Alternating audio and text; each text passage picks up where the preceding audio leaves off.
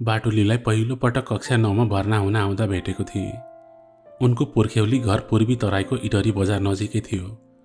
पछि बसाइ सरेर यता पृथ्वी राजमार्ग छेउ आए। सलाङघाट बजार नजिकै जग्गा किने अनि 2 तले घर बनाए। त्यही घरमा सानो होटल खोलेर बसेको छ बाटुलीको परिवार। उनी सहित परिवारमा बुवा, आमा र भाइ छन्। बुवा आमा दिनभर होटलमै व्यस्त हुन्छन्। बाटुली सरकारी स्कुल पृथ्वी मावि अनि भाइ चाहिँ घर नजिकैको बोर्डिङ स्कुलमा कक्षा 4 मा पढ्छ। बाटुलीलाई जन्म दिने आमा यस संसारमा हुनुहुन्न। उनको बाले यतै आएर घर बनाएपछि दादिनतिरको केटीसँग दोस्रो विवाह गरे। उमेरमा 8 वर्षको फरक छ बाटुली र कान्छी आमाको। पहिलो पटक सँगै भेट्दा जो कसैले पनि दिदीबहिनी होला भन्ठान्छन् र उनीहरूको स्वभाव पनि ठ्याक्कै मिल्ने साथीको जस्तै छ। आमा छोरीको बीचमा धेरै कुराहरू साटासाट हुन्छन्। यतिसम्म कि घरका ससाना पारिवारिक कुराहरूमा पनि आमा छोरी बीच घर सल्लाह गर्छन्। बाटुली आमालाई घरको काममा सघाउँछिन्। आमा पनि बाटुलीलाई व्यवहारिक कुराहरू सिकाउनुहुन्छ, जस्तो कि कोसँग कसरी बोल्ने, कस्तो लुगा लगाउने, श्रृङ्गार कसरी गर्ने आदि आदि। बाटुलीको बालाई घरको, होटलको अनि परिवारको कुनै मतलब नै छैन। सबै जिम्मेवारी बाटुलीको आमा छोरीको काँधमा छ। काम गर्न सजिलो होस् भनेर 2 जना कामदारहरू पनि राखेका छन्। होटलको पकाउने, चलाउने, भाँडा माझ्ने र सरसफाइको काम तिनै कामदारहरूले नै गर्छन्। घरमा रक्सी नभएको होइन, तर एक्लै पिउन मजा हुँदैन भनेर साँझ पर्ने बित्तिकै बाटुलीका बा भट्टीतिर हराउँछन्। आधा रातसम्म पनि घर फर्किँदैनन्। प्राय जसो उनी घर बाहिरै हुन्छन्। कहिलेकाहीँ कामको बहानामा त महिनौ हराउँछन्। नाबालक छोरो, उमेर पुग्न लागेकी छोरी र भर्खरै बिहे गरेर ल्याएकी श्रीमतीको पनि खासै मतलब छैन उनलाई। बाटुली हल्का श्यामल वर्णकी छिन्। तराईमा जन्मे हुर्केकी भएर होला, बोल्दा अलिअलि भोजपुरी लवज आइहाल्छ। जिउ डाल सलक्क मिलेको, फराकिलो निधार, बाक्लो परेला, पुक्क परेका गाला, कसिला हात गोडा र पुष्ट उठेका छाती। भोजपुरी सिनेमाकी नायिका अम्रपाली भन्दा कम राम्री छैन बाटुली। 2 चुल्ठी पारेर बाटेको लामो कपाल, आकाशे रङको सर्ट र घुँडासम्म आउने गाढा नीलो रङको फ्रकमा स्कुल आउँदा उनी पुतली जस्तै देखेकी थिइन्।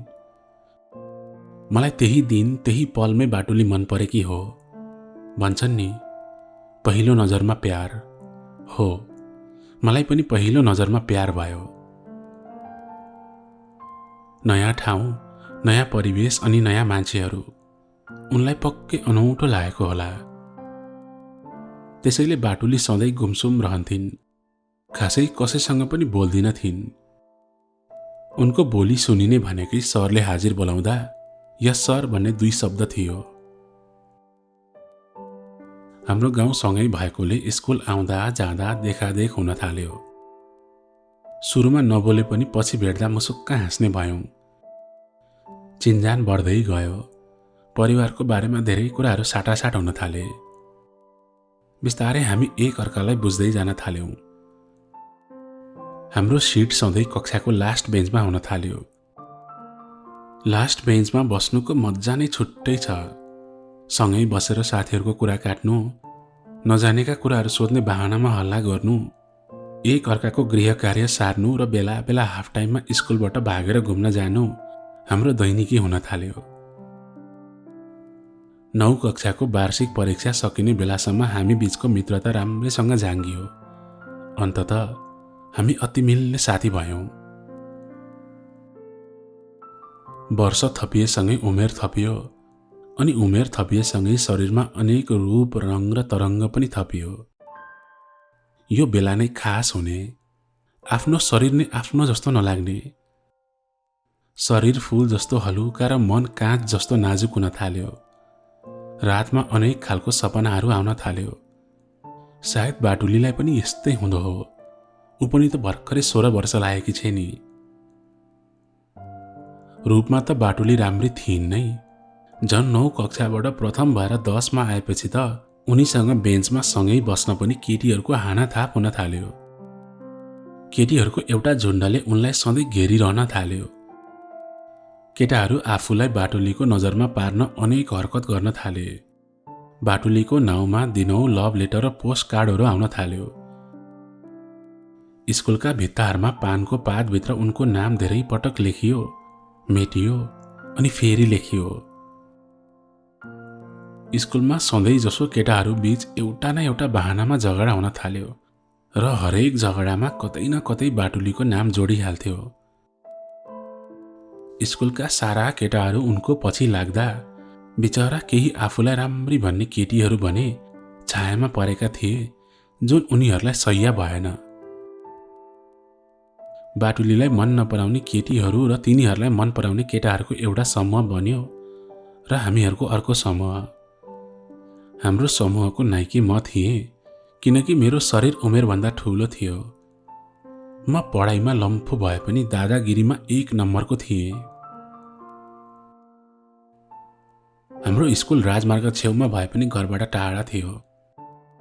हुने खानेहरू साइकलमा जान्थे, नहुनेहरू कि हिँड्दै जान्थे कि राजमार्गमा चल्ने गाडीहरूसँग सिट मागेर जान्थे। स्कुल ड्रेसमा भएकाहरूलाई सकेसम्म हाइवेका गाडीहरू रोक्न खोज्दैनन्। बस माइक्रो त कहिल्यै रोकिँदैनन्। कहिलेकाहीँ टिप्पर ट्रकले रोकिहाले पनि राम्रो व्यवहार देखाउँदैनन्। अलि उमेर पुगेका केटीहरू गाडीमा चढिहाले भने अश्लील शब्दहरू बोल्ने, इसारा गर्ने र शरीरमा अनावश्यक छुने चिमोट्ने गर्छन्। 10 किलोमिटरको बाटो गाडीमा त धेरै टाढा होइन, तर हिँड्दै जाँदा एक बिहान जान्थ्यो। त्यसैले आफूले चिनेको गाडीमा मात्रै झुन्डिएर भए पनि यात्रा गर्न बाध्य थियौं। राजमार्ग छेउैमा घर भए पनि हामीले कहिले यसको उपाय गर्न पाएनौं। बिहान 8 बजे घरबाट निस्कियो, एकछिन धनेको होटलमा भुल्यो, बाटुलीको घर अगाडि गएर उभियो, आफू आएको संकेत दिएपछि अलि पर खोल्सीमा कुरेर बस्यो। मनमा अनेक कुराहरू खेलायो। खल्तीमा राखेको प्रेम पत्र हातले सुमसुम्यायो, मै खायो अनि फेरि जतनका साथ खल्तीमै राख्यो। 1 महिनादेखि मेरो हरेक बिहानको दैनिकी यसरी नै बितिरहेको थियो। आज पनि त्यसै गरी चलिरहेको छ। बाटुलीलाई माया गर्छु भनेर भन्ने कोसिस नगरेको होइन, तर उनले नै म तिमीलाई माया गर्दिन भनिन् भने त्यसलाई स्वीकार्ने साहस मभित्र थिएन। मलाई प्रेममा हारसँग मतलब थिएन, तर हार पछिको हिंता बोधमा म बाँच्न सक्दिन। बाटुली मेरो एकदमै मिल्ने साथी थिए अनि स्कुलभरिमा सबैभन्दा बढी विश्वास बाटुलीले मलाई नै गर्थे। आफूलाई यति धेरै विश्वास गर्नेलाई मैले पनि अरूले जस्तै प्रेम प्रस्ताव राखेर निराश बनाए भने वा मेरो विश्वासघातले हामी बीचको साथीको सम्बन्ध पनि सकेला कि भन्ने डरले आजसम्म मैले आफ्नो मनको कुरा भनेको छैन। बाटुलीको नाममा प्रेम पत्र लेखेर राखेको पनि 4 महिना जति भइसक्यो, तर उनलाई दिन सकेको छैन। अभागी मेरो प्रेम पत्र आजसम्म पनि राम्रो मौकाको पर्खाइमा खल्तीमा सुरक्षित छ। प्रेम पाउने लोभमा राम्रो भइरहेको साथीको सम्बन्धलाई दाउमा लगाउन मन लागेन। कुनै दिन मेरो भावना बाटुलीले आफै बुझ्लिन् र मेरो माया महसुस गर्लिन् भन्ने लाग्छ। यो पत्र कतै पानीले भिजेर नमकियोस्, माटोमा पुरिएर नकुइयोस् अनि अरूको हातमा लागेर सलाङघाट बजारभरि मेरो निर्दोष प्रेमको ताजा समाचार नबनोस्।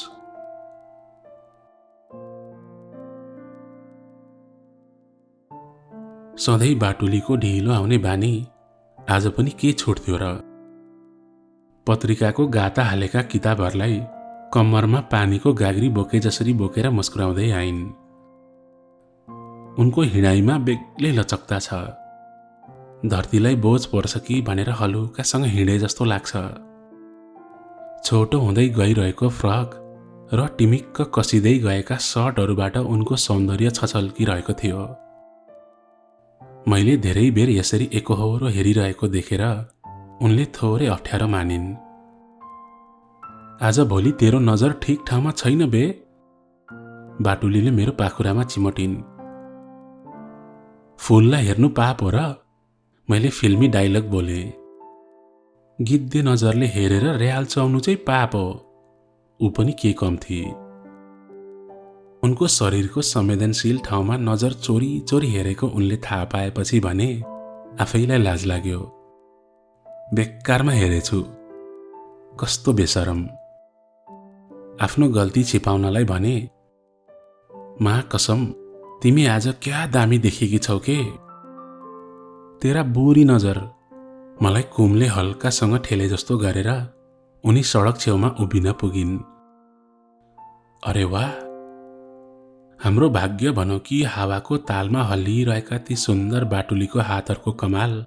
उनले राजमार्गमा गाडीहरूलाई रोक्न हात हल्लाउन थालेको 5 मिनेटमै एउटा गाडी रोकियो। फिस्लिङबाट तरकारी बोकेर आएको गाडी हाम्रो अगाडि थियो। गाडीमा पहिले 4-5 जना केटाकेटीहरू थिए। हामी दुईलाई त्यस्तो एकान्त ठाउँमा एक्लै बसेको देखेर एक आपसमा मुखामुख गरेर हाँस्न थाले। मलाई छु मतलब। हामी गाडीमा चढ्यौं। हतारिँदै गाडी एक्कासी अगाडि होत्यो। बाटुली राम्रोसँग बसिसकेकी रहेनछ अनि त ऊ तरकारीको बोरामा ठोकिन पुगी। राम्रोसँग मलाई समय दिन सक्दिन थिस् बे? उसले निधार खुम्च्याई। मानौ मैले नै जानी जानी उसलाई लडाएको थिएँ। खै हात दे त। मैले आफ्नो हात उतिर बढाएँ अनि मेरो हात समाउँदै बाटुली उठी। हामी गाडीको डालामाथिको साँगुरो डन्डीमा टुसुक्क बसेका थियौं।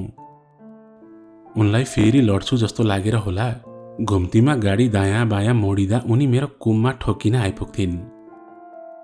हावाले बाटुलीको कपाल उडाएर मेरो अनुहार छोपिदिन्थ्यो। मेरो पाखुरामा उनले समातेकी थिइन्। एउटा हातले उनलाई सम्हाल्दै अर्को हातले दुईजनाको शरीरको वजनलाई धानेर बडो कष्टका साथ स्कुल पुगियो। मलाई पढाइमा खासै रुचि छैन। आफूसँगैको साथी धनी 9मा फेल भएपछि टिप्परमा खलासी बन्न गयो। अहिले टिप्पर हुइक्याउने भइसक्यो। फेसनवाला लुगा लगाउँछ रे, पैसा पनि राम्रै कमाएको छ रे। साउ राम्रो छ, अर्को वर्ष उमेर थपेरै भए पनि लाइसेन्स बनाइदिन्छु भनेका छन् रे। उसको कुरा सुनेपछि मलाई पनि पढाइ छोडेर ड्राइभर बन्नतिर मन जान थाल्यो। पढाइमा मेरो ध्यान कति छैन, यो कुरा सर मिसलाई पनि राम्रोसँग थाहा छ। स्कुलमा म हुनु र नहुनुको केही फरक छैन। आफैलाई एसएलसी पास हुन्छु जस्तो पनि लागेको छैन। स्कुल आउनुमा मेरो आफ्नै स्वार्थ छ। बाटुलीसँग सँगै बस्न बोल्न पाइन्छ अनि म उसँगै भएँ भने अरू केटाहरू उनको वरिपरि पर्न पाउँदैनन्। मैले नपढे पनि बाटुलीले खुबै धेरै पढोस् भन्ने लाग्छ। त्यसैले उसैको लागि भए पनि म स्कुल आइरहन्छु। एक दिन शुक्रबार स्कुलबाट फर्किँदा हामी सबै राजमार्ग छेउ गाडी रोक्न हात हल्लाउँदै उभिरहेका थियौं। चर्को घाममा आधा घण्टा भन्दा बढी समयसम्म कुर्दा पनि कसैले गाडी नरोकिदिएपछि दुईजना हिँडेरै गए। बाँकी साथीहरू भने गाडी रोक्ने कोसिसमा थिए। केही बेरपछि एउटा पानीको गाडी आएर रोकियो अनि सबैजना गाडीको पछाडि झुमिए। 5 जना बलैले कोचिएर चढे। बाटुलीलाई हातको इसाराले जाउँ भनेर बोलाउँदा नाक खुम्च्याई। मैले कुरो बुझिहालेँ। उसलाई यसरी कोचिएर जाने मन थिएन र मलाई पनि नजाने अघोषित आदेश थियो। हामी अर्को गाडीमा आउँछौं, तिमीहरू जाँदै गर्नु भनेर पठाइदियौं। दिनभरको घाम र भोकले गर्दा कतिखेर घर पुगु जस्तो भइरहेको थियो, तर यता बाटुलीलाई भने वास्ता नै थिएन। तँलाई के को हतार हो घर जान पनि? भोलि बिदा छ त। मेरो छटपटी देखेर बाटुलीले सोधी। थाहा छ के मलाई, छिटो जानुपर्ने काम छ मेरो। एउटा कुरा भन्छु नरिसा है, आज भोलि त खुब माया प्रेम गर्ने भाछस् रे त। के भन्छ यो? मलाई यस्तो मजाक गरेको मन पर्दैन है। मेरो कुरा तँलाई मजाक भयो होइन? अनि खल्तीमा बोकी हिँडेको लभ लेटर चाहिँ कसलाई दिन लेखेको? तँलाई के चासो भयो जसलाई दिन लेखेको भए पनि? सबैको आफ्नै राजकुमारी हुन्छन्, तँ बुझ्दिनस् यस्तो कुरा। मलाई दिनको लागि राखेको त होइनस् नि, हो भने दे है। स्कुलमा सबैले दिइसके, अब तैँले मात्र दिन बाँकी छ। बाटुली खितित्त हाँसी। डर पनि लाग्यो, सँगै लाज पनि। मैले खल्तीमा बोकेर हिँडेको लभ लेटर उसैलाई दिन राखेको भन्ने कुरा कसरी थाहा पायो होला? उसले त कति सजिलै माग्न सकेकी। बाटुलीबाट अलि पर गएँ र बिस्तारै खल्तीमा हात हालेँ। बिहानसम्म यही प्यान्टको खल्तीमा राखेको मेरो मुटुको एक टुक्रा कागज एकाएक त्यहाँबाट गायब भएको थियो। प्रिय मुटुको धड्कन, हिमाल जस्तो अग्लो, सागरभन्दा गहिरो अनि आकाशभन्दा फराकिलो माया तिमीलाई। यी शब्दहरू त मेरो प्रेम पत्रको सुरुवाती हरफहरू हुन्। बाटुलीतिर हेरे, ऊ हातमा मेरो त्यही प्रेम पत्र राखेर जोड जोडले पढिरहेकी थिए। तिमीलाई कुन नामले सम्बोधन गरौं? तिम्रो सौन्दर्यको बयान गर्न मसँग कुनै शब्द नै छैन। शब्दकोशका सारा शब्दहरू फिक्का हुन्छन् तिम्रो रूपको अघि।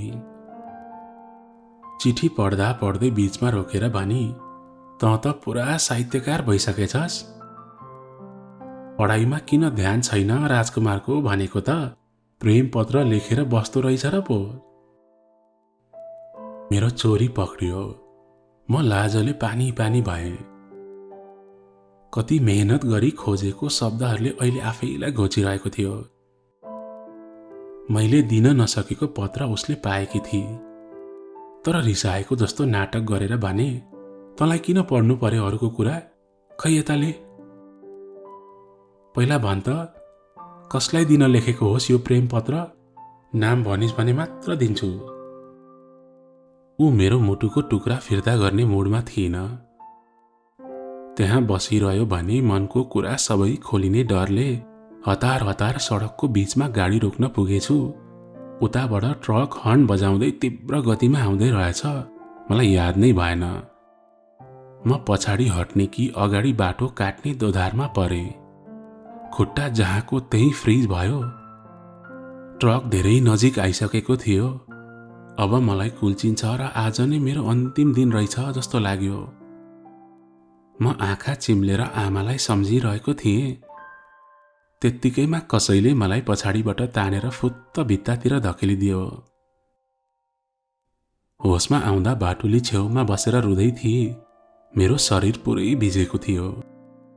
बाटुलीले म बेहोस हुँदा टाउकोमा पानी खन्याइछ र रुमाल पानीमा भिजाएर निधारमा बाँध्न भ्याइसकी छ। म त छक्क परे। कसरी उसले मलाई बचाइ होला? छेउमा रहेको बोतलको पानी जुठो हालेर घटघट पिएँ।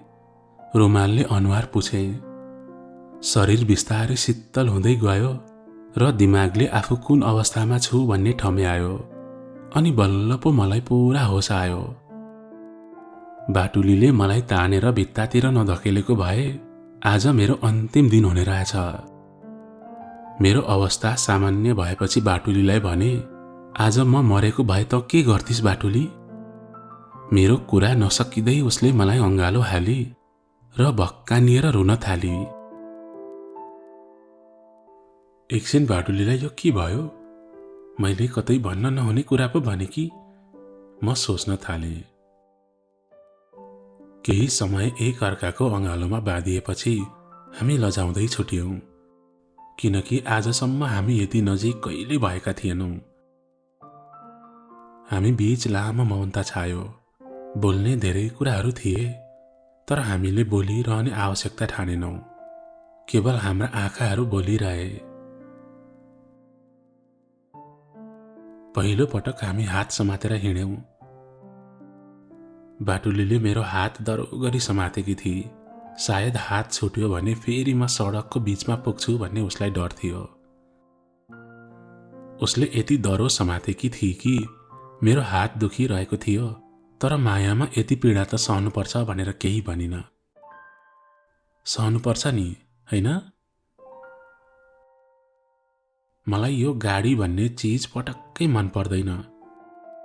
संसारमा सबैभन्दा बढी हतारो यसलाई हुन्छ। कहाँ पुगेर के गरौँला भन्ने हतार होला यसलाई। तँलाई थाहा छ हाम्रो आमालाई पनि यही गाडीले किचेर मारेको हो नि। कुन दिन बालाई पनि यसैले मार्छ। बाटुलीको अनुहार एकाएक कालो निलो भयो। अमिलो मुख बनाई र राजमार्गमा गुडिरहेका गाडीहरूतिर हेरेर पिच्च थोकी। मेरो हातमा बाटुलीको पानीको बोतल थियो। मलाई केही नभनी मेरो हातको बोतल तानी र अलिकति मात्र बाँकी रहेको पानी पिउन थाली। मैले पुलुक्क उनको अनुहारमा हेरे।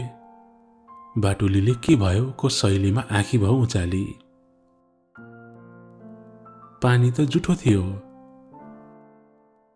के भयो त? जुठो खान नहुने हो र? जुठो खायो भने झन् माया बढ्छ। बाटुलीले घुट गोटी पानी पिइरहेको हेरिरहे। अनि मैले पनि हौसिँदै भने, हो र? खै ले त, म पनि खान्छु तेरो जुठो। अलिकति भए पनि माया बढ्छ कि। अब पुलुक्क हेर्ने पालो बाटुलीको थियो। मलाई हेरेर मुस्कुराई। सायद उसले कुरा बुझी। हामीले अन्जानमै एकअर्कालाई आफ्नो माया जताइसकेका थियौं। बाटोभरि बाटुलीले आफ्ना विगतका कथाहरू सुनाई। कति पहिल्यै सुनिसकेको थिएँ भने कति बिल्कुल नयाँ र व्यक्तिगत पनि थिए।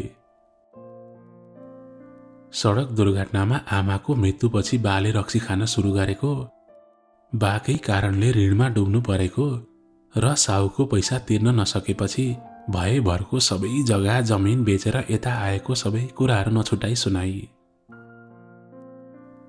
बाटुली त्यही केटी हो जोसँगको हिजो बिताएको समयमा र आज बिताइरहेको समयमा आकाश र जमिनको फरक परिरहेको थियो। बाटुलीको कुरा सुनिरहँदा मलाई कुनै चलचित्रको कथा सुनिरहेको जस्तो लागिरह्यो। सलाङघाट बजार आइपुग्न लाग्दा झमक्क साँझ परेको थियो। घर नजिकै आइपुग्न लागेपछि बाटुलीले आफ्नो हात छुटाउन खोजी, तर मैले सजिलै छोड्नेवाला थिइन। हात छोड्नु पर्दैन कि हात घरै लैजाने विचार छ राजकुमारको?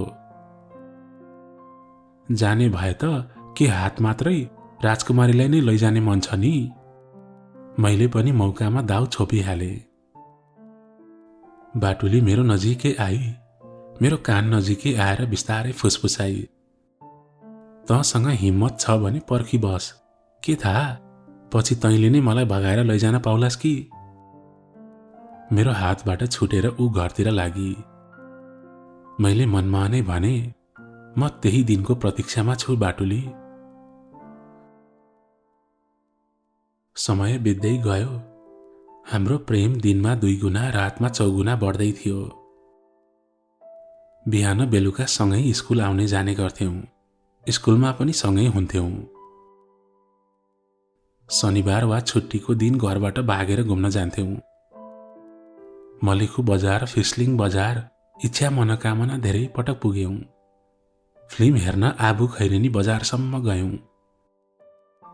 साथीको घरमा पढ्ने बहानामा दिनभर त्रिशुली किनारमा बालुवासँग खेल्यौं, एक अर्काको नाम लेख्यौं अनि सपनाको महल बनायौं। भेटेपछि अंगालोमा बेरिने हाम्रो नियमितता भयो। पहिलो चुम्बन पनि त्यही भयो, त्यसपछि दोस्रो, तेस्रो, चौथो। माया जति गरे पनि नपुग्ने रहेछ, जति दिए पनि नघट्ने रहेछ। मनमा सधैँ मायाको प्यास रहिरहने, आँखामा उसकै तस्बिर नाचिरहने। हामी एक अर्काको गहिरो मायामा डुबेका थियौं।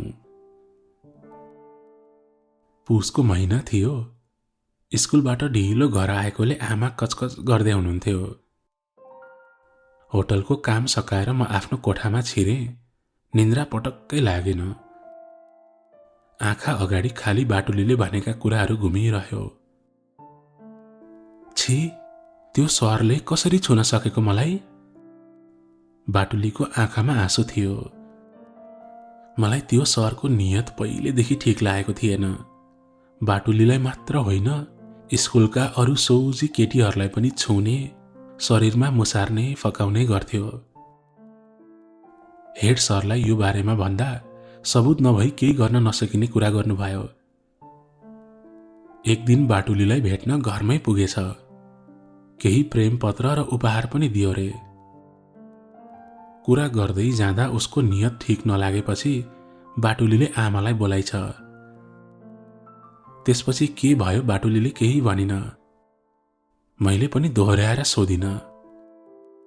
यति मात्रै भनी मलाई त्यो कुत्ताको अनुहार पनि हेर्न मन छैन।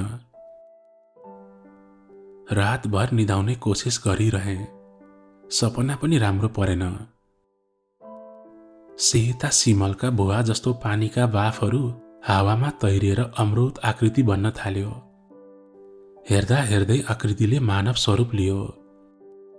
बिस्तारै आकृति नजिक पुगेर हेरे, त्यो आकृति ठ्याक्कै बाटुलीको थियो। सेतो एकसरो कपडामा मेरो अगाडि बाटुली उभिएकी थिए। उनको ओठ, गाला र आँखा सुनिएका थिए। कपाल फुक्का छोडिएको थियो। घाँटीमा गहिरो नीलडाम थियो। यस्तो लाग्थ्यो भर्खरै कसैले उनलाई घाँटीमा डोरीले तान्दै ल्याएको थियो। उनको हात पछाडि बाँधिएको थियो। उनी केही नबोली एकहोरो मलाई नै हेरिरहेकी थिइन्। यति राति उनलाई यस्तो अवस्थामा देख्दा मेरो दिमागले केही सोच्न सकेन। बाटुलीलाई मैले बोलाउन खोजेँ, तर मेरो घाँटीबाट कुनै आवाज नै निस्किएन। म छिटो छिटो हिँडेर ऊ भएको ठाउँमा पुग्न चाहन्थे, तर मेरा पाइलाहरू सर्न मानिरहेका थिएनन्। हेर्दा हेर्दै बाटुली बिस्तारै सडकबाट तल त्रिशुलीको किनारतिर झरिन्। उनलाई रोक्न मैले धेरै कोसिस गरेँ, तर मेरो न बोली फुट्यो न पाइला अघि बढ्यो। बाटुली त्रिशुली नदीको भेलमा मिसी र पानीसँगै बग्दै गई। अन्तिम पटक मेरो आवाज खोल्यो। मैले जोडले बाटुली भनेर चिच्याएँ। म निन्द्राबाट झल्यास्स बिउजिएँ। शरीर पसिनाले लपक्क भिजेको रहेछ। घाँटी सुकेर थुक पनि निल्न नसक्ने भएको रहेछु। सिरानी छेउमा पानीको सानो जग थियो, त्यसलाई रित्याएँ। अनुहारको पसिना पुछेर मनमनै भगवानलाई पुकारेँ, हे प्रभु, यो सपना सपनामै सीमित रहोस्, कहिले पूरा नहोस्। जाडो याम सुरु भइसकेको थियो। दिनहरू छोटो हुँदै थिए र रातहरू लम्बिँदै थिए।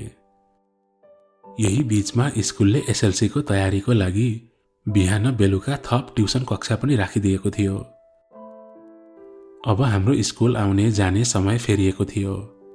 बिहान 6 बजे नै घरबाट हिँड्नु पर्थ्यो अनि बेलुकी 5 बजेसम्म स्कुलमै हुन्थ्यौं।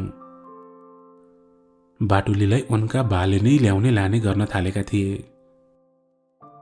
प्राय बिहान बेलुका म मात्रै हुन्थे स्कुल जाने आउनेमा। बाटुलीको म प्रतिको व्यवहारमा पनि केही परिवर्तन आएको थियो वा यो मेरो आफ्नो मनको भ्रम थियो। बाटुली म आफूबाट टाढा हुँदै गएको महसुस गरिरहेको थिएँ, किनकि मेरो स्कुलमा साथीहरू र सरहरूसँग सधैँ झगडा परिरहन्थ्यो। म सबैजनालाई आफ्नो शत्रु देख्थेँ। ती सबै कतै न कतै बाटुलीसँग जोडिन आउँथे र तिनीहरू बाटुलीबाट मलाई छुट्याउन कोसिस गरिरहे झैँ लाग्थ्यो। माघको आखिरतिर प्री बोर्डको परीक्षा आयो। परीक्षा स्कुलमै हुने भयो। सबैले खूब मेहनत गरेर पढे, राम्रोसँग परीक्षा लेखे पनि। मेरो भने हालत उही थियो। पढाइमा फिटिक्कै मन थिएन। किताब खोलेपछि किताबको पानाभरि बाटुली नाचिरहन्थे।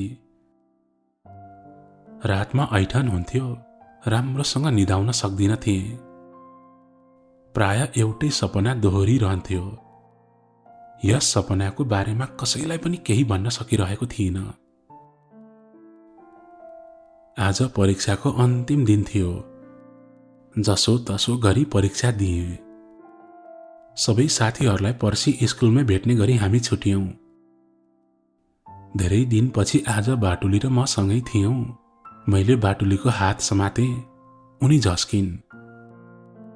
उनको आँखामा डर थियो, एकदम अजीब खालको।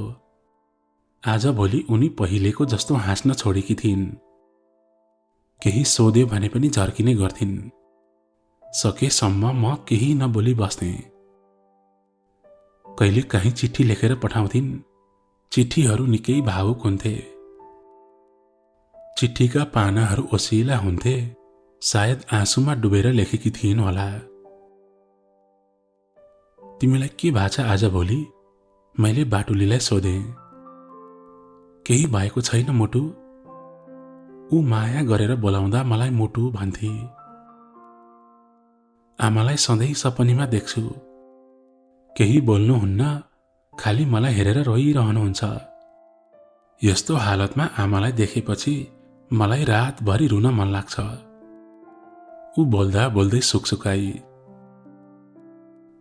हाम्रो पवित्र प्रेमको 6 महिना मात्र भएको थियो, तर यो बीचमा हाम्रो सम्बन्धमा धेरै उतार चढावहरू आइसकेका थिए।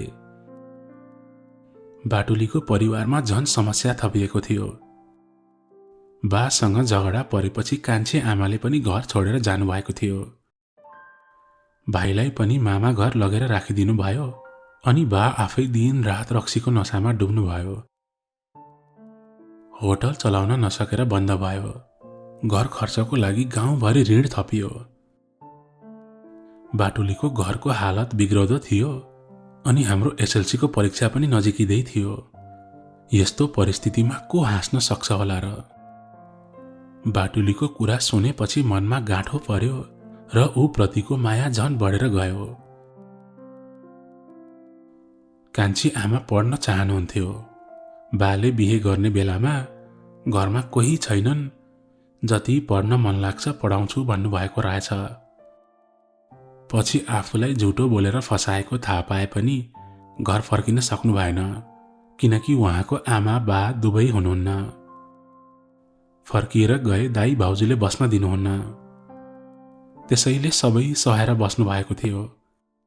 जति भन्दा पनि बाले नमानेपछि मलाई पढाउनुहोस् पनि भन्नै छोडिदिनु भयो। उहाँ बेला बेला मेरो किताब सुमसुमाएर रुनुहुन्थ्यो।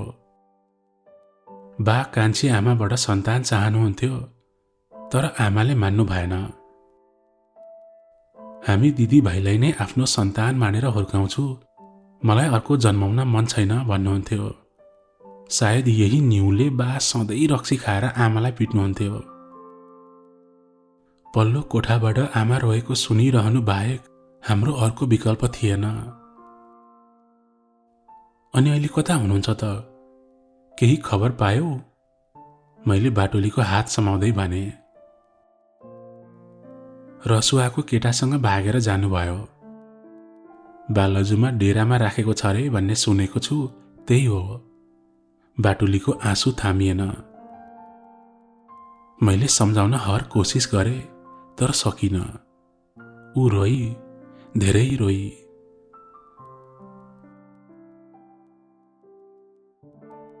प्री बोर्ड सकिएपछि स्कुल जानु पर्दैन थियो। अब बाँकी समय घरमै बसेर पढ्नु भनेर स्कुलले हामीलाई छुट्टी दिएको थियो। दिनहरू त्यत्तिकै बितिरहेका थिए।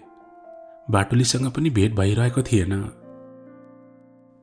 बेला मौकामा म उनको घर छेउछाउ घुमिरहन्थे। बाटुलीका बा दिनभरि घरमै हुने भएकाले मलाई देखे पनि उनी भेट्न आउन सकिनन्। हामी टाढैबाट हेराहेर गरेर मन बुझाउँथ्यौं। रिजल्ट आएको दिन फेरि स्कुलमा हाम्रो भेट भयो। सबै साथीहरू मस्त रमाइरहेका थिए। सबैको नतिजा सोचेको जस्तै राम्रो आएछ। बाटुली तेस्रो भइछ। मलाई 2टा विषयमा लागे पनि स्कुलले एसएलसी दिन चाहिँ पठाउने भयो।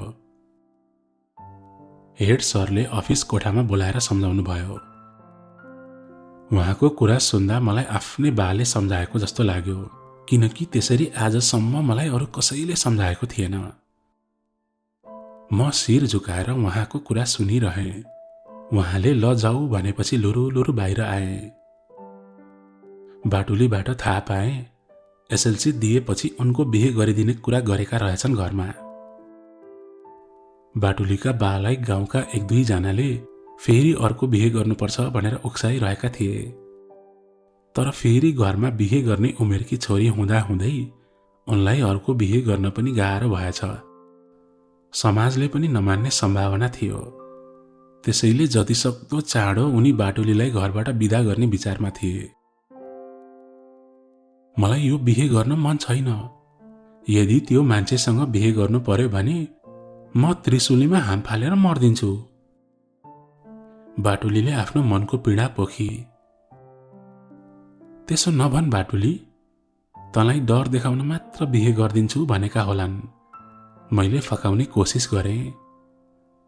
तँलाई थाहा छ र मेरो घरको पीडा? माया गर्छु भनेर मात्र हुन्छ? सक्छस् भने बगाएर लैजा मलाई। बाटुलीले बडो कष्ट गरेर यति भनी। बाटुलीको कुरा सुन्दा त मेरो लागि आकाश खसेको थियो। झन् उसलाई त कस्तो भइरहेको होला। बाटुलीबाट यस्तो प्रश्नको आशा गरेकी थिइन। हो, म उसलाई माया गर्छु, तर अहिलेको अहिल्यै बगाएर लैजाने मेरो ठाउँ थिएन, आँट पनि थिएन। म धेरै बेर चुप लागेको देखेर बाटुलीले भनी, तैँले मलाई माया गर्दैनस् भन्ने आज आएर थाहा पाएँ। पहिला परीक्षा सकिन त दे, त्यसपछि म केही उपाय सोचौँला। म धनेलाई काठमाडौँमा कोठा खोज्न लगाउँछु। मैले आश्वासन दिँदै भने, थाहा छैन मेरो कुरामा उसले कति विश्वास गरी। यति मात्रै भनी, म अन्तिम समयसम्म पनि तेरो बाटो हेर्छु। यदि आइनस् भने मेरो मुख अब दोस्रो पटक देख्न पाउँदैनस्। एसएलसी परीक्षा आउन 3 दिन मात्र बाँकी थियो। म होटेलमा जुठो भाँडा माझिरहेको थिएँ। एउटा भाइले बाटुलीको खबर ल्यायो। म उसलाई भेट्न गाउँमाथिको चौतारामा पुगेँ। बाटुली अघिदेखि नै मेरो प्रतीक्षामा थिए। धेरै पछि आज उनको अनुहारमा खुसी देखेको थिएँ। म नजिकै पुगेपछि उसले गहिरो अँगालो मारी अनि मैले बिस्तारै उनको निधारमा चुमिदिएँ। हामी बितेको समय सम्झेर धेरै हाँस्यौँ र एकछिन भावुक पनि भयौँ। भविष्यका मीठा मीठा सपनाहरू बुन्यौँ। मैले उसलाई काठमाडौँमा धनेले कोठा खोजिदिएको कुरा सुनाएँ। धनेले हामी भाग्ने दिनमा काठमाडौँ लगिदिने कुरा पनि सुनाए। बाटुलीले पनि आफ्नो कान्छी आमालाई सम्पर्क गरिरहे। काठमाडौँ आए पढ्न सहयोग गर्ने वचन पनि दिनुभएको छ रे। हामीले सोचेको जसरी नै कुराहरू पूरा हुँदै थिए। मैले बाटुलीको साथ पाउने थिएँ, बाटुलीले पनि त्यो दुःखबाट पार पाउने थिए। यस्तै कल्पनाको कुरा गरेर हामीले त्यो दिन बितायौँ। साँझ घर फर्किने बेला बाटुलीले एउटा अनौठो कुरा सुनाई। बा 2 दिनलाई मामा घर जानुभएको छ भाइलाई भेट्न। आज घरमा म एक्लै छु। ए, अनि एक्लै बस्न डर लाग्दैन? फेरि भूतले तानेर लैजाला नि? मैले पनि जिस्काएँ। त्यही डर लाग्ने भएर त तँलाई भनेको नि। ऊ मुस्कुराई। डर लागि घरको झ्याल ढोका थुनेर बस। कोठामा कागती र खुर्सानीलाई डोरीमा झुन्ड्याएर राख। मैले स्वाभाविक उत्तर दिएँ। मेरो कुराले बाटुली रिसाई। सायद मैले भन्न नहुने कुरा भने कि म सोच्न थालेँ। भो कोही आउनु पर्दैन मेरो घरमा, म एक्लै बस्छु। ऊ रिसाएर उठी। मैले हात समाउँदै रोकेँ। ल बाबा, म आउँछु। कति बजे आऊँ? 9 बजेपछि मात्र आइजनी, फेरि छिमेकीले देख्लान्। यति भनिसक्दा ऊ मबाट टाढा पुगिसकेकी थिए। ऊ गएको बाटोलाई हेरिरहे। एउटा सानो छाया पर घुम्तीमा पुगेपछि छेकियो। रातको 9 बजिसक्दा पनि मेरा घरका मान्छेहरू सुतिसकेका थिएनन्। म सुत्नलाई आफ्नो कोठामा छिरेँ, तर त्यो त बहाना मात्र थियो।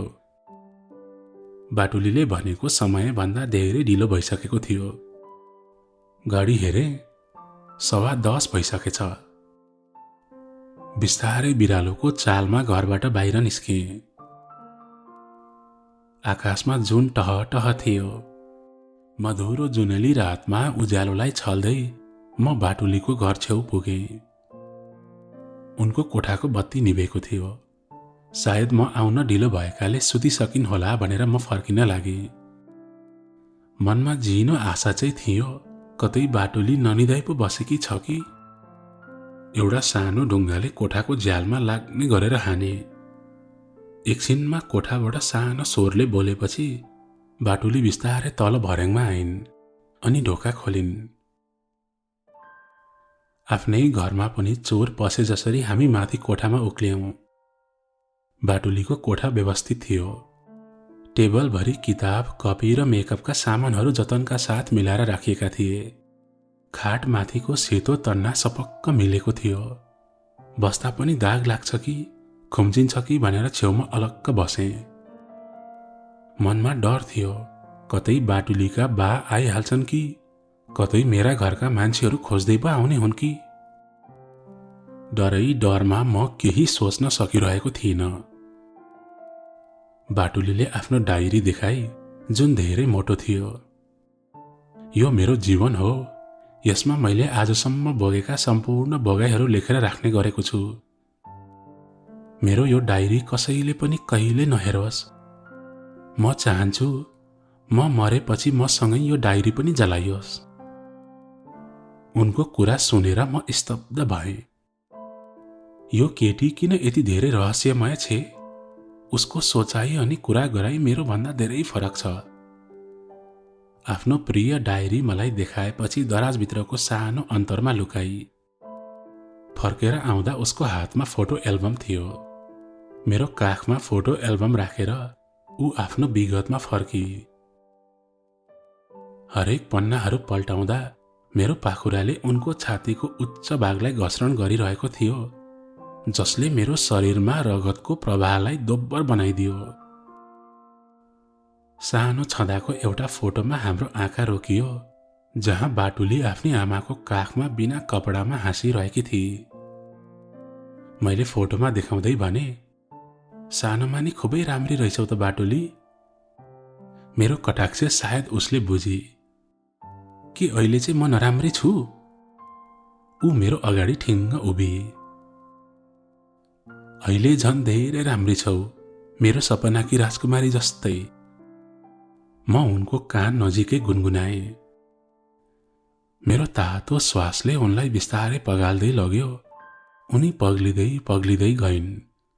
बिस्तारै बरफको पहाड पानी बनेर तप तप चुहिन थालिन् र चुहिरहिन्।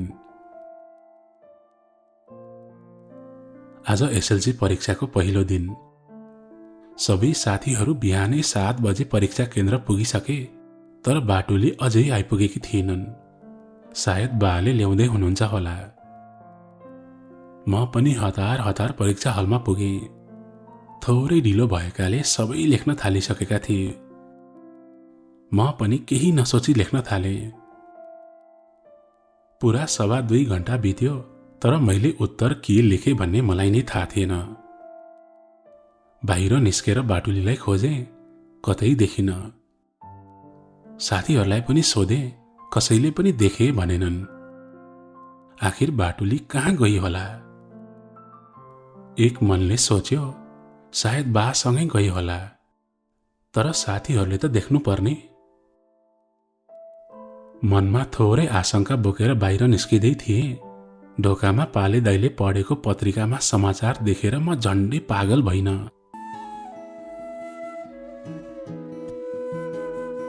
त्रिशुली नदीमा डुबेर एक किशोरीको मृत्यु र साइडमा बाटुलीको फोटो थियो। पाले दाइ न उठुन्जेल त्यही कुरेर बसे र उनी यताउति लागेको मौका छोपेर पत्रिका उठाएर हिँडे। घर आइपुगेर पुरा समाचार पढेपछि मेरो होस हवास नै उड्यो। पत्रिकामा जे लेखेको थियो त्यो विश्वास गर्न लायकको समाचार थिएन। दादिङ सलाङघाट बस्ने अन्दाजी वर्ष 16 की एक किशोरीको हिजो साँझ त्रिशुली नदीमा डुबेर मृत्यु भएको छ। उनको शव बेलुकी 6 बजेतिर नदी किनारमा भेटिएको थियो। घटनाको प्रारम्भिक अनुसन्धानमा शरीरमा देखिएको नील डाम र चोटहरू हेर्दा ती चोटहरू घटना पहिलेका हुन् वा घटना पछिको भन्ने यकिन भइसकेको छैन। थप अनुसन्धानको लागि शवलाई पोस्टमार्टम गर्न काठमाडौँ लगिएको छ। पत्रिका हातबाट छुट्यो। म खाटमा घोप्टो परेर रुन थालेँ। त्यो दिनभरि बाटुलीको बारेमा सोच्दा सोच्दै रोएर बित्यो। भोलिपल्टको परीक्षा पनि खै कसरी दिए मलाई नै थाहा थिएन। साथीहरू पनि मलाई नै सोध्दै थिए बाटुलीको बारेमा।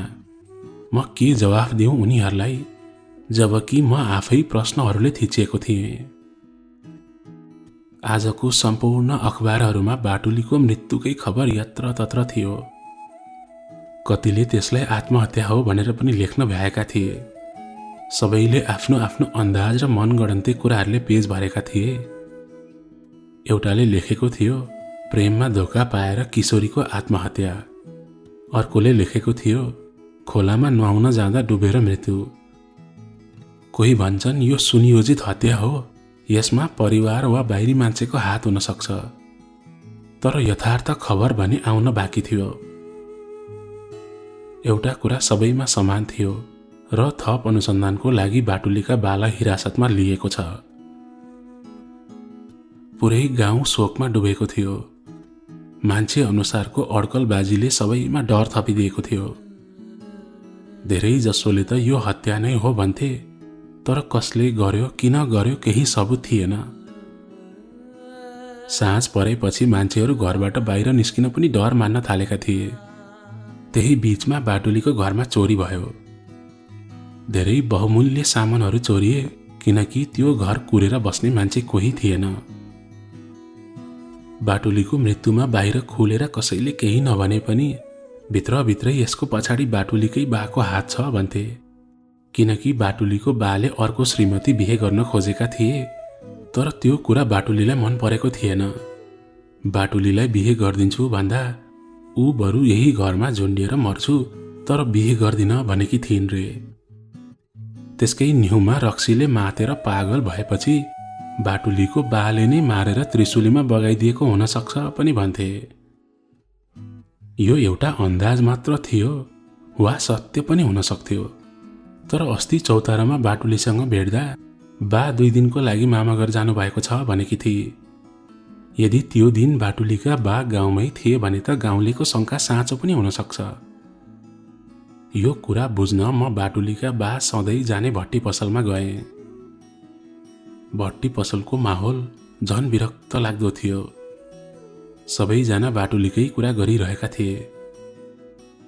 संवेदनाका कुरा होइनन्, घिनलाग्दो अश्लीलताका कुरा। रक्सीको नसामा मान्छे यतिसम्म नीच कुरा सोच्न सक्दो रहेछ, जुन पहिलो पटक मैले त्यही सुने। क्या मस्त परेकी थिए यार त्यो, जवानीको मज्जा लिन नपाई मरेर गई। अर्कोले थप्यो, तँलाई थाहा छ मुला त्यसले मज्जा लिएकी छ कि नै भन्ने? तँ त्यसको बाउ होस् कि पोइ होस् कि नाटो होस्। अनि त्यसपछि सबैजना गलल्ल हाँसे।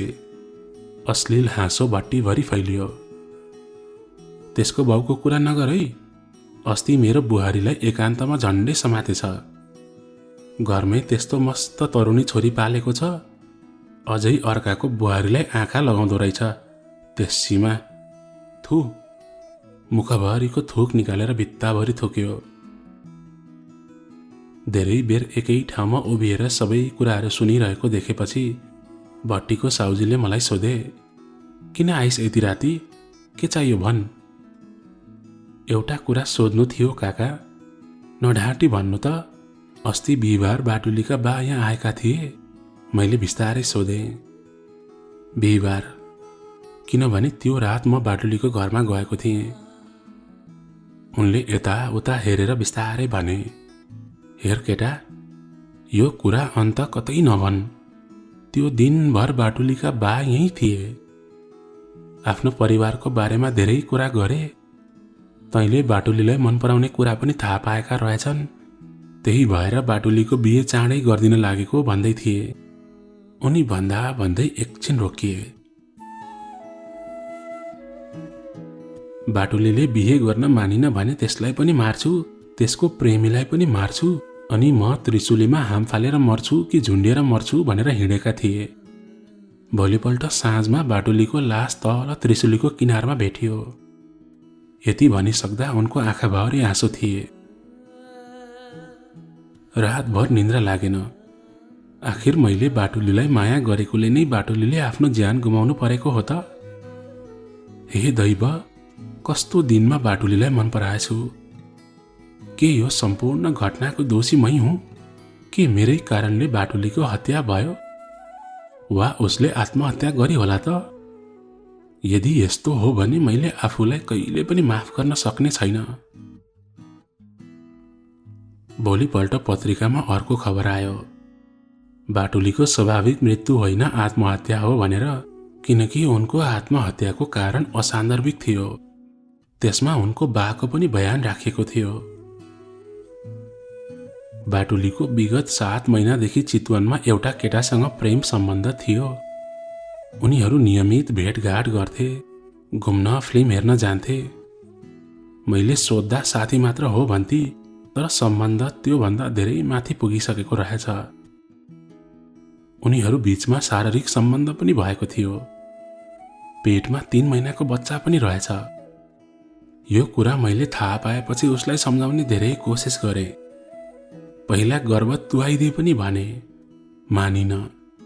पछि सुने उनीहरू भागेर विवाह गर्न खोजेका रहेछन्। काठमाडौँमा कोठा पनि खोजिसकेका रहेछन्। मेरो केही सिप नलागेपछि मैले हरेस खाएर, जा त्यो केटालाई बोलाएर ल्याइज, तेरो बिहे त्यहीसँग गराइदिन्छु पनि भने। तर मेरो कर्म आज यस्तो दिन देख्नु पर्यो। बाटुलीको बाको कुरा सुनेपछि त मेरो टाउकोमा घनले हानेको जस्तो भयो। कुन कुरा सत्य हो र कुन झुटो हो छुट्याउन सकिन। केही कुराहरू यस्ता छन् जुन कुराहरू बाटुलीको बाले थाहा पाएर पनि लुकाइरहेका छन् र केही कुराहरू थपेर झुट पनि बोलिरहेका छन्। बाटुलीको कोही केटासँग सम्बन्ध थियो भने त्यो म हुन सक्थे, तर हामी बीच 3 महिना अगाडि शारीरिक सम्बन्ध भएको थिएन। भागेर काठमाडौँ जाने र कोठा पनि खोजेको कुरा सत्य थियो, तर बाटुलीलाई त उनले अरू नै केटासँग बल जफ्ती गरेर बिहे गर्दिन लागेका थिए। फेरि भट्टी पसलमा साहुसँग गरेको कुराकानी अनि बाटुलीले मसँग बिहे गर्न कर गरेकी र बिहे नगरे आत्महत्या गर्ने धम्की दिएको पनि सम्झिए।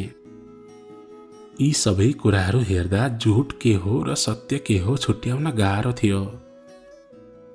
झलझली बाटुलीको अनुहार मेरो आँखा अगाडि नाच्न थाल्यो। मैले अस्तिको त्यो रात सम्झन कोसिस गरेँ। उनको घर पुगेको सुरुदेखि नै सम्झन थालेँ।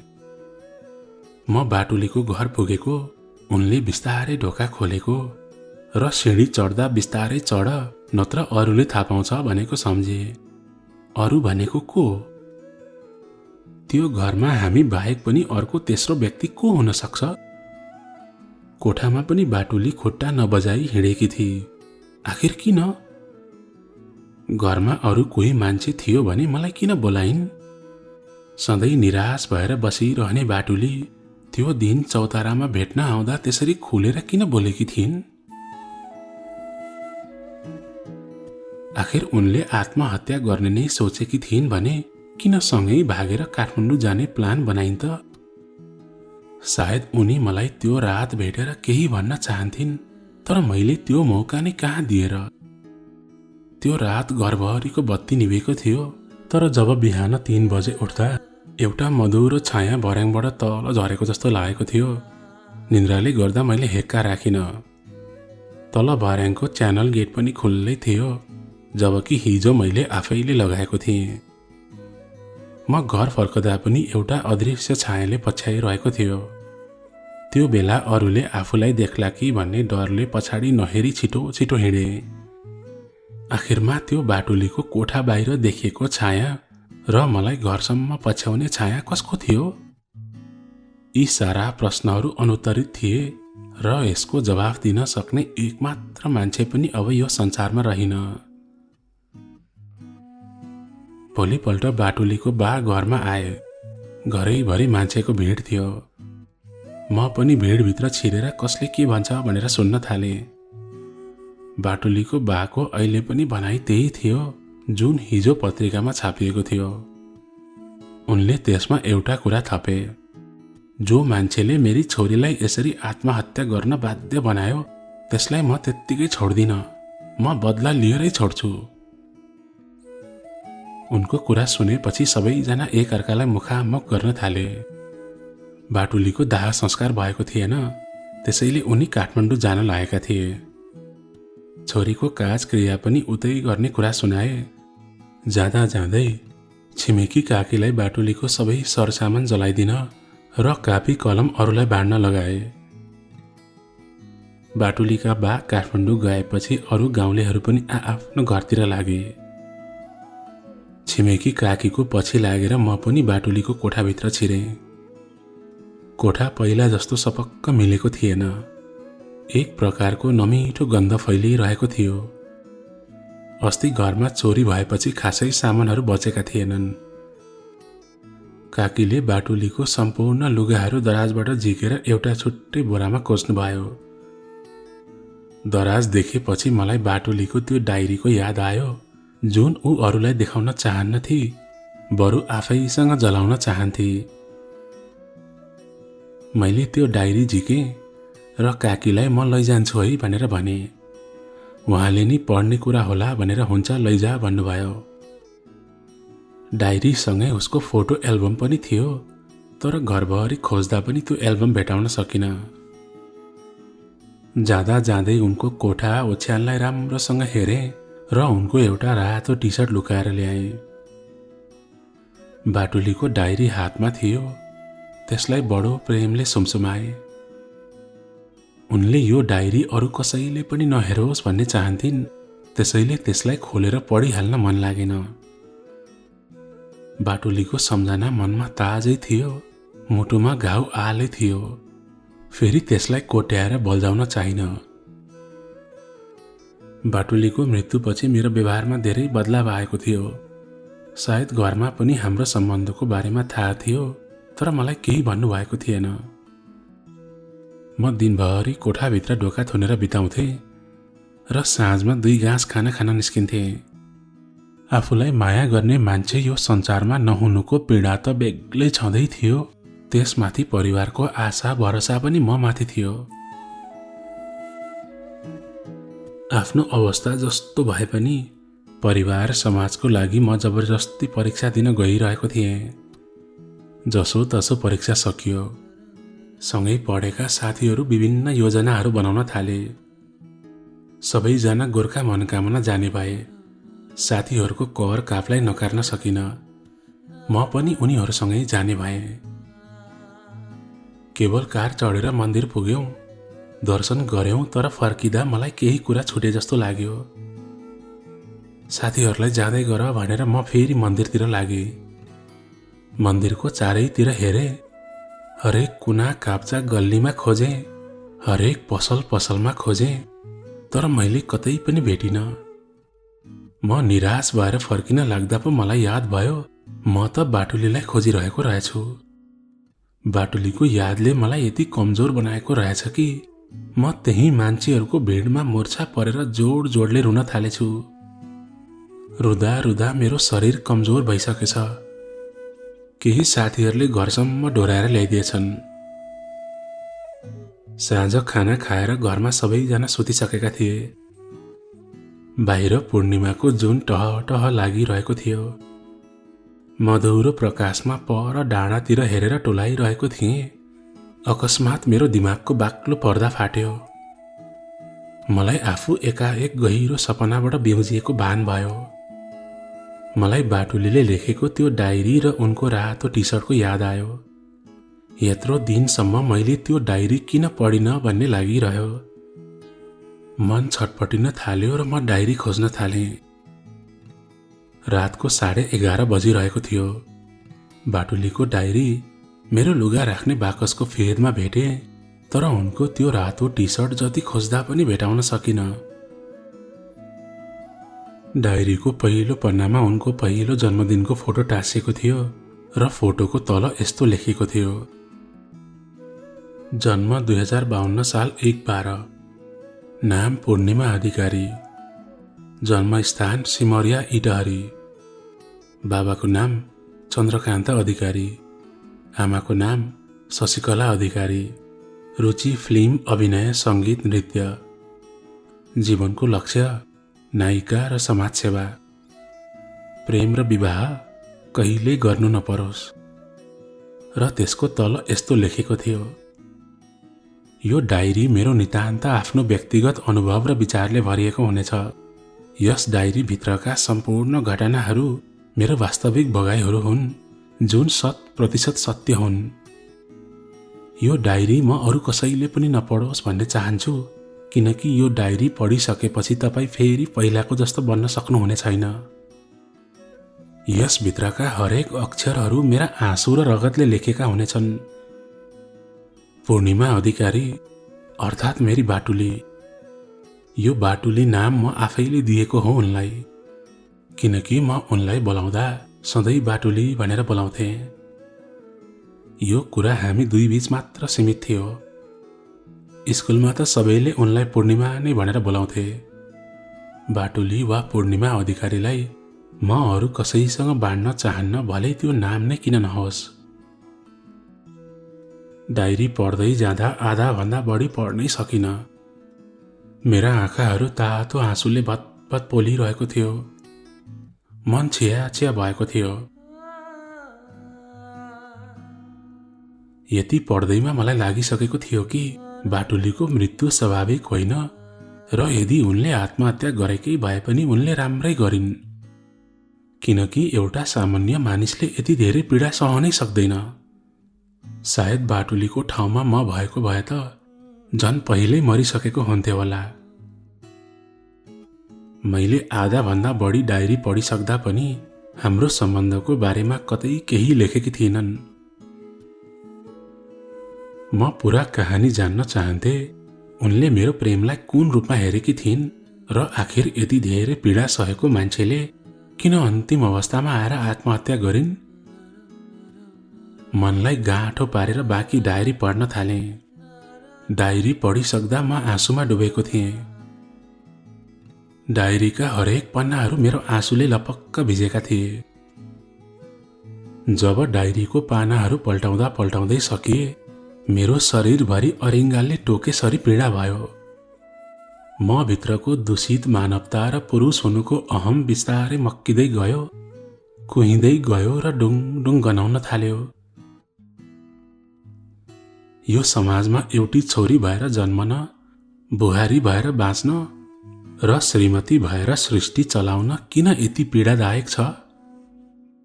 हे ईश्वर, आखिर किन? म यस्तो कलङ्कित समाजमा कसरी हुर्किएँ? मैले कुन हैसियतले तिमीलाई माया गरे बाटुली? तिम्रो भावना र शरीरसँग म यति धेरै लिप्त भएछु कि मैले तिम्रो आत्मालाई बुझ्न सकेको रहेनछु। तिमीले हरेक चोटि चिच्याई भन्दा पनि तिम्रो बोलीलाई मैले सुन्न सकिन। धिक्कार छ मलाई आफू पुरुष भएर जन्मिएकोमा, र सबैभन्दा बढी धिक्कार छ तिम्रो प्रेमी हुँ भन्ने घमण्ड भएकोमा। डायरीलाई अँगालोमा बेरेर म धेरै बेर रोइरहेँ। बाटुली ठिकै भन्थे, यो डायरी अरू कसैले पनि पढ्नु हुँदैन, किनकि जसले यो डायरी पढ्छ त्यो फेरि पहिलेको जस्तो रहँदैन।